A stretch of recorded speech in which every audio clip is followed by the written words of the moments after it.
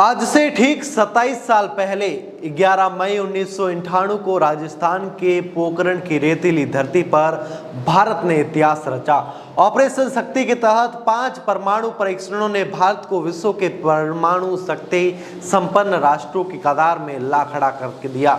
तत्कालीन प्रधानमंत्री अटल बिहारी वाजपेयी और वैज्ञानिक डॉक्टर एपीजे अब्दुल कलाम के नेतृत्व में यह उपलब्धि ने न केवल भारत की तकनीक की ताकत का प्रतीक थी, बल्कि राष्ट्रीय सुरक्षा को भी अभेद बनाने का एक साहसिक कदम भी थी। आज जब भारत पाकिस्तान के बीच हाल ही में सीमा पर तनाव की खबरें सुर्खियों में है, पोखरण की यह वर्षगांठ हमें उस ऐतिहासिक क्षण की याद दिलाती है जिसने भारत को वैश्विक मंच पर एक नई पहचान दी। पोखरण एक गुप्त मिशन की कहानी।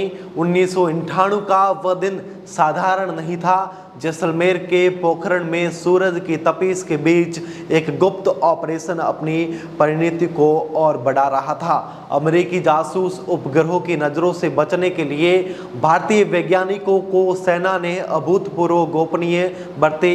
डॉक्टर एपीजे अब्दुल कलाम, जो उस समय रक्षा अनुसंधान और विकास संगठन DRDO के प्रमुख थे, और डॉक्टर R चिदंबर, परमाणु ऊर्जा आयोग के अध्यक्ष, ने इस मिशन को नेतृत्व किया।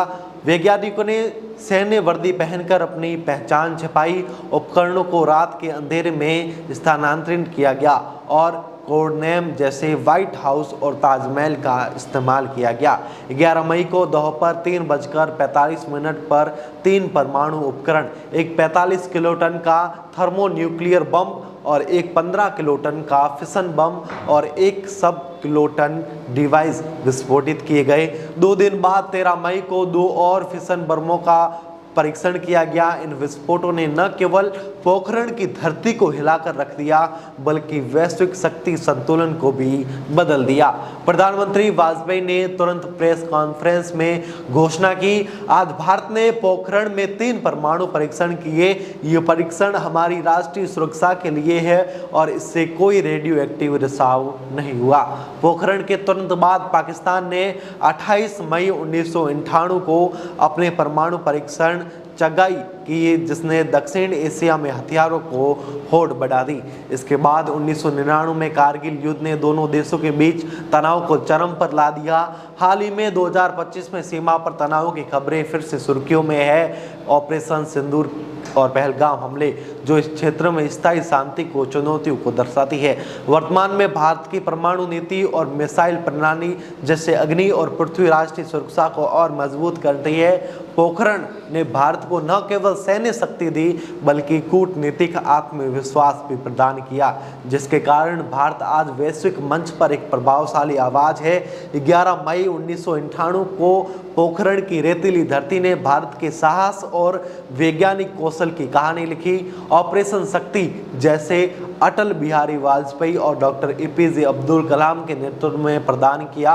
केवल एक परमाणु परीक्षण नहीं, बल्कि भारत की आत्मनिर्भरता, राष्ट्रीय गौरव का प्रतीक था। 5 विस्फोटों शक्ति 1 से 5 ने भारत को परमाणु शक्ति संपन्न राष्ट्र बनाया।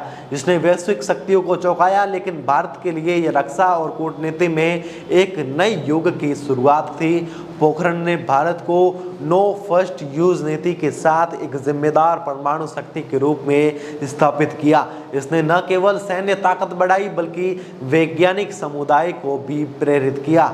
आज 27 साल बाद जब भारत पाकिस्तान के बीच तनाव की खबरें फिर से उभर रही है, पोखरण की यह उपलब्धि हमें याद दिलाती है कि शक्ति और शांति का संतुलन ही भारत की ताकत है। पोखरण की 27वीं वर्षगांठ भारत के लिए गर्व और आत्मनिर्भरता का उत्सव है। यह हमें उस साहस की याद दिलाता है जिसने भारत को वैश्विक मंच पर एक मजबूत पहचान दी।